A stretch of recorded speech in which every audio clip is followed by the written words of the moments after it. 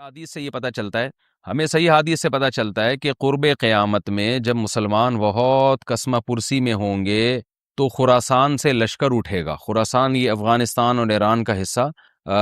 اس علاقے کو نبی صلی اللہ علیہ وسلم کے دور میں خراسان کہا جاتا ہے، جس میں قندھار بھی آتا ہے، ایران کا بھی حصہ آتا ہے اس میں۔ تو یہاں سے لشکر اٹھے گا، مجاہدین لڑیں گے، بہت بڑی تعداد میں دنیا میں جہاد ہوگا، کیونکہ مسلمان ظلم کی چکی میں پس کے تنگ آ چکے ہوں گے، اور لڑتے لڑتے حدیث میں آتا ہے اتنی بڑی بڑی لڑائیاں ہوں گی کہ 1/3 مسلمان شہید ہو جائیں گے اس میں، 1/3 مجاہدین جو لڑنے والے ہوں گے، اور 1/3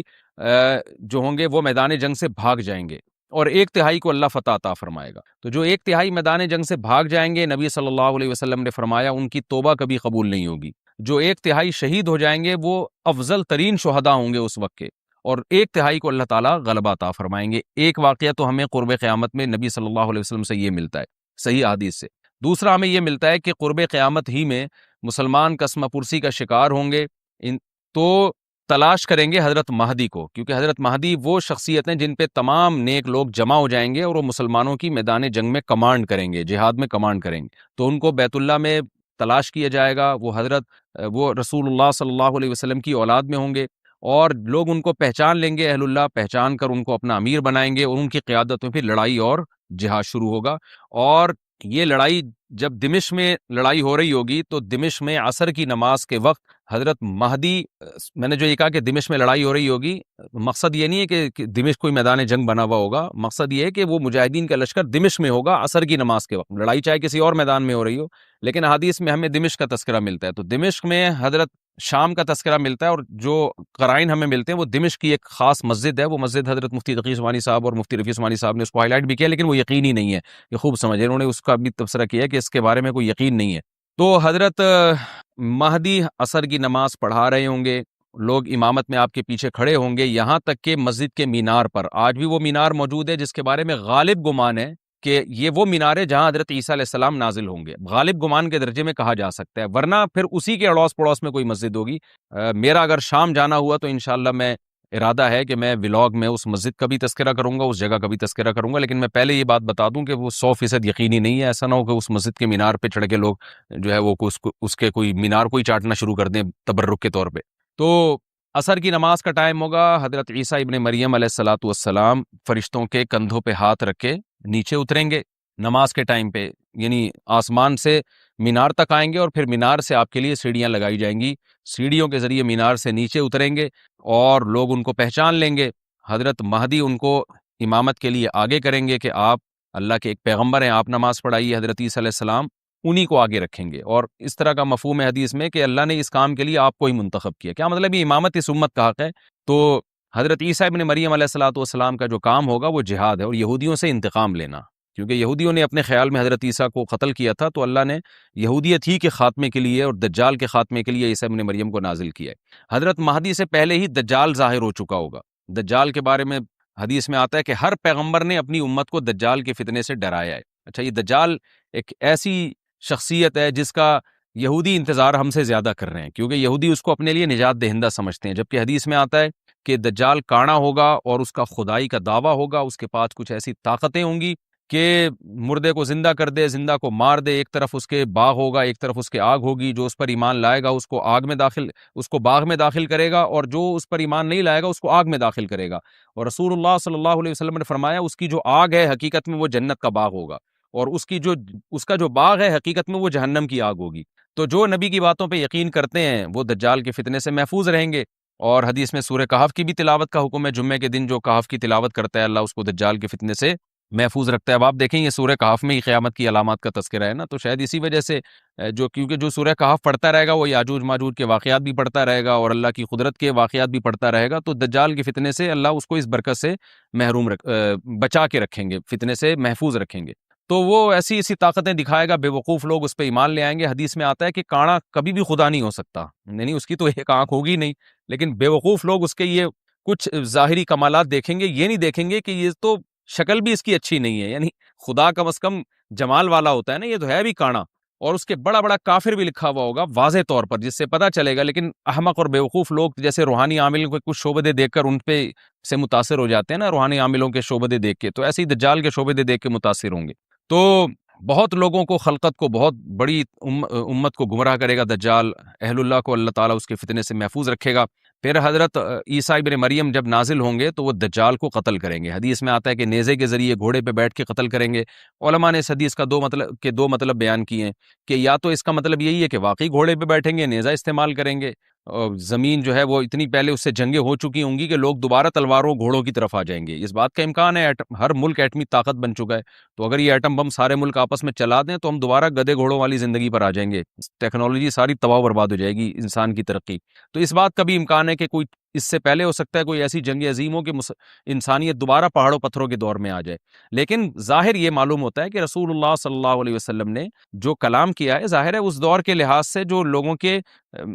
جہاں تک جو لوگوں کی مینٹل اپروچ ہے وہاں تک، تو نبی صلی اللہ علیہ وسلم میزائل یا اور ٹینکوں کا تذکرہ کرتے تو کیا سمجھ میں آتا؟ تو گھوڑے سے مراد ہے جو اس زمانے کا گھوڑا ہوگا، اور نیزے سے مراد ہے اس زمانے کا جو اسلحہ ہوگا، کیونکہ نیزہ نبی کے دور کا ایک مناسب اسلحہ تھا اور گھوڑا نبی کے دور کی میدان جنگ کی ایک مناسب سواری تھی۔ تو اس سے یہ بھی پتہ چلتا ہے کہ ہو سکتا ہے عیسیٰ ابن مریم نیزے کے بجائے کوئی کلاشنکوف کا استعمال کر لیں، تو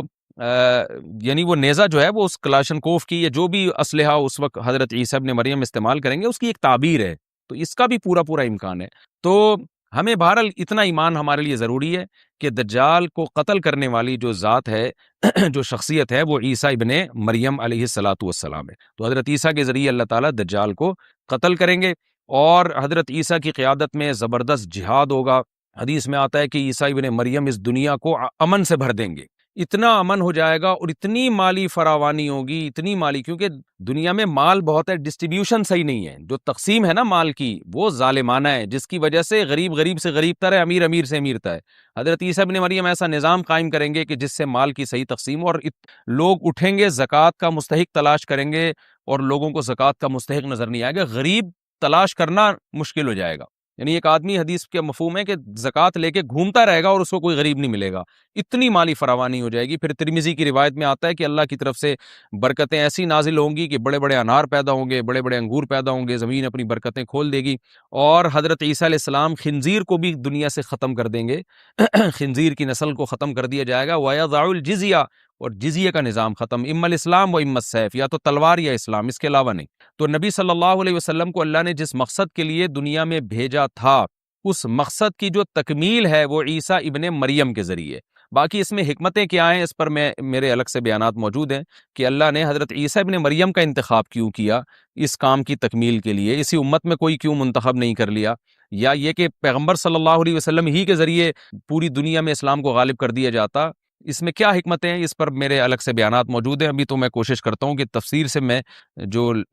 ٹو دا پوائنٹ بات ہے اس سے یہاں اس لیکچر میں نہ ہٹوں۔ تو اسی وقت میں حضرت عیسیٰ ابن مریم اس کو یاجوج ماجوج کو قتل کریں گے اور دنیا انصاف سے بھر جائے گی، اور اللہ تعالیٰ نے جو پیغمبروں کو دنیا میں بھیجا تھا اس کا مقصد کیفیت اور کمیت دونوں لحاظ سے حاصل ہو جائے گا۔ اس کے بعد پھر آہستہ آہستہ دنیا میں زوال شروع ہوگا، اور پھر جب پوری دنیا کے لوگ زوال کا شکار ہوتے ہوتے کفر کی طرف جائیں گے، گناہوں کی طرف، اور حدیث میں آتا ہے جب تک ایک شخص بھی اللہ کا نام لینے والا ہوگا اس دنیا پر قیامت نہیں آئے گی، یہاں تک کہ آخری شخص جب دنیا سے اٹھے گا جو اللہ کا نام لیا کرتا تھا، تو اس کے بعد اللہ تعالیٰ سور پھونکیں گے، جبریل کو حکم دیں گے سور پھونکنے کا، اور اس دنیا کو تباہ و برباد کر دیا جائے گا۔ تو آگے قرآن کہتا ہے وَنُفِخَ فِي الصُّورِ، اور پھر سور میں پھونکا جائے گا، فَجَمَعْنَاهُمْ جَمْعًا، پھر ہم ان تمام انسانوں کو جمع کر دیں گے، وَعَرَضْنَا جَهَنَّمَ يَوْمَئِذٍ لِّلْكَافِرِينَ عَرْضًا، اور قیامت کے دن ہم جہنم کو یومئذ، جس دن ایسا ہوگا یعنی جس دن سور پھونکا جائے گا، یہ دوسرا سور مراد ہے،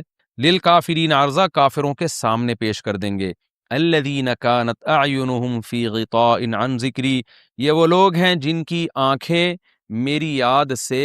پردے میں پڑی ہوئی تھیں، یعنی میری یاد کی چیزیں ان کو نظر ہی نہیں آتی تھیں، غفلت میں پڑی ہوئی تھی جن کی آنکھیں۔ وَكَانُوا لَا يَسْتَطِيعُونَ السَّمْعَ، اور یہ سننے کی صلاحیت بھی نہیں رکھتے تھے، نہ حق بات سنتے تھے نہ حق دیکھتے تھے، بس اپنے خواہشات کی جو چیزیں ہیں وہ ان کو اچھی لگتی تھیں اور وہی ان کو سمجھ میں آتی تھیں۔ تو یہ ہمارا رکوع الحمدللہ کمپلیٹ ہو گیا۔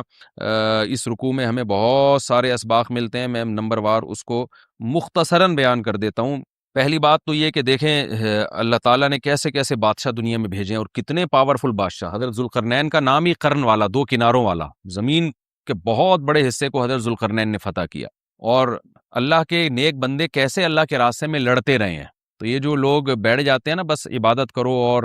لڑائی وڑائی اسلام میں ہے ہی نہیں، یہ دنیا میں کوئی بھی عقل مند اس نظریے کا حامی نہیں ہوگا۔ تو طاقت اور قوت کی اسلام میں بہت زیادہ اہمیت ہے۔ اس سے ہمیں یہ بھی پتہ چلتا ہے کہ اپنے ملک کی، خاص طور پر اسلامی ملک کی جو فوجی قوتیں ہیں، جو فوجی طاقتیں ہیں، ان کی ہمیں قدر کرنی چاہیے، کیونکہ اگر کوئی بھی ملک عسکری لحاظ سے کمزور ہو جائے، کیونکہ اللہ تعالیٰ تو جو عسکری لحاظ سے طاقتور